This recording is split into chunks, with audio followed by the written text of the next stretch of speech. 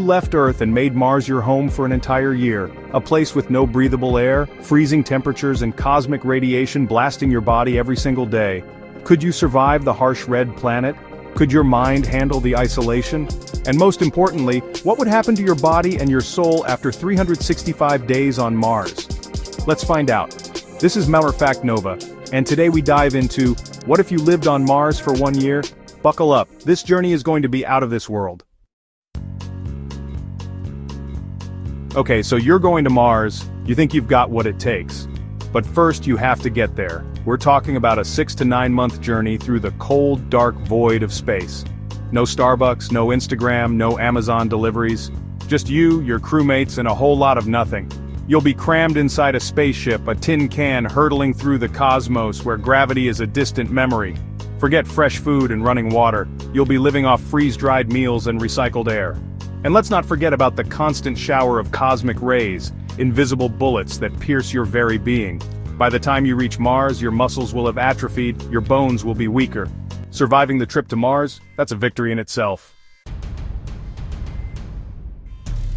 You made it through the journey, but the real challenge is about to begin. Landing on Mars is like threading a cosmic needle. The atmosphere is thin, barely there, which means less friction to slow you down. Remember those old space capsules splashing down in the ocean? Yeah, that's not happening here. You'll be relying on a complex dance of heat shields, parachutes, and retro rockets to touch down gently on the surface. One miscalculation, one gust of Martian wind, and it's game over. But let's say, just for kicks, that you stick the landing. Congratulations. You're officially a Martian. You'll be greeted by a desolate landscape, a rusty red canvas stretching out as far as the eye can see. The air is thin and unbreathable, the temperature bone-chillingly cold. Martian dust, a fine red powder, covers everything. Welcome to Mars, my friend. Your new home awaits. So, you've conquered the first hurdle, landing on Mars. Now get ready for the ultimate test of endurance, living there for an entire year. Your new home? A cramped, prefabricated habitat, a bubble of Earth-like conditions in a truly alien world. Think of it as a high-tech, self-sustaining camper van, except this camper van is your lifeline against the unforgiving Martian environment. Inside, you'll find the bare necessities for survival. Air is a precious commodity, carefully manufactured from carbon dioxide by humming machinery. Water is recycled from every conceivable source, your breath, your sweat, even your pee. Don't wrinkle your nose just yet, it's all part of sustainable living Martian style. Food? Forget about juicy steaks and fresh salads. You'll be dining on freeze-dried meals and whatever you can manage to grow in your hydroponic garden, bathed in the eerie glow of LED lights. And forget about long, hot showers. Luxury is a distant memory here.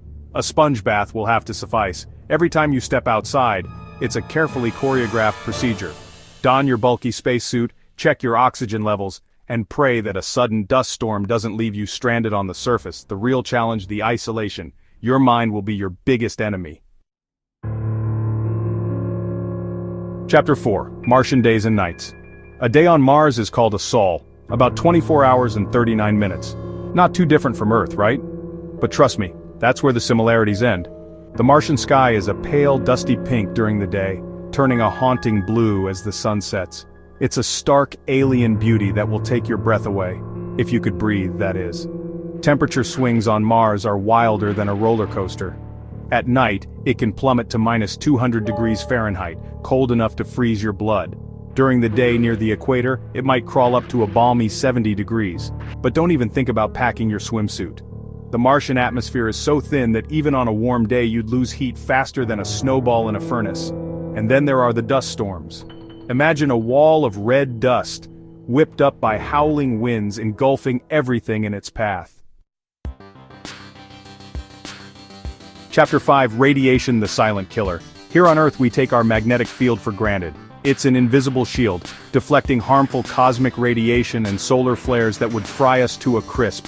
But Mars, my friends, has no such protection.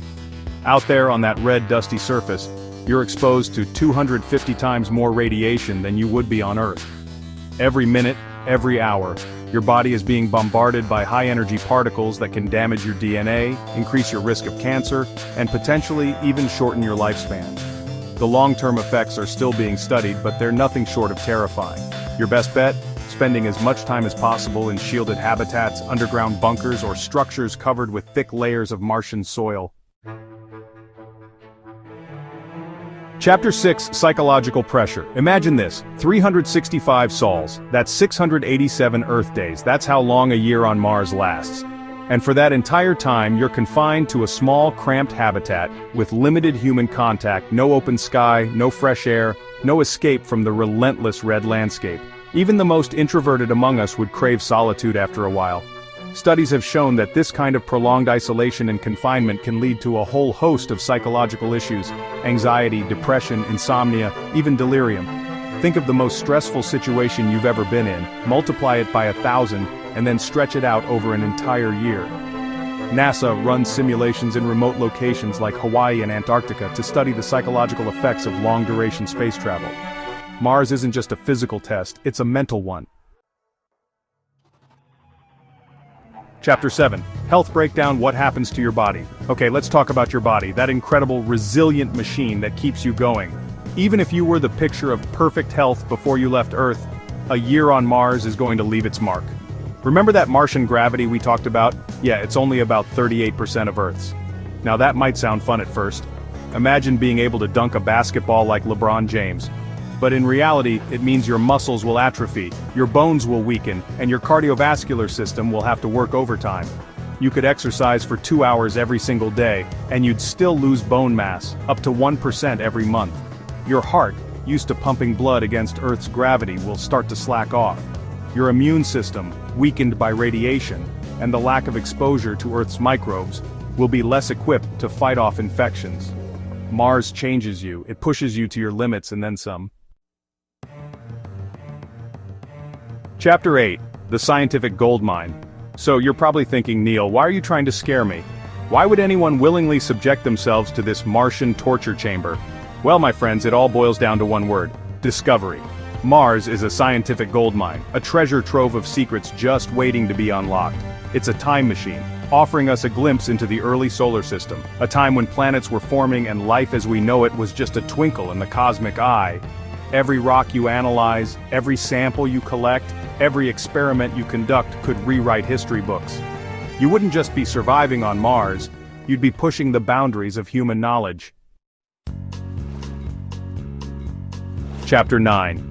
Returning to Earth. If you survive. Okay, you've spent a year on Mars, endured the isolation, the radiation, the freeze-dried meals, the sponge baths.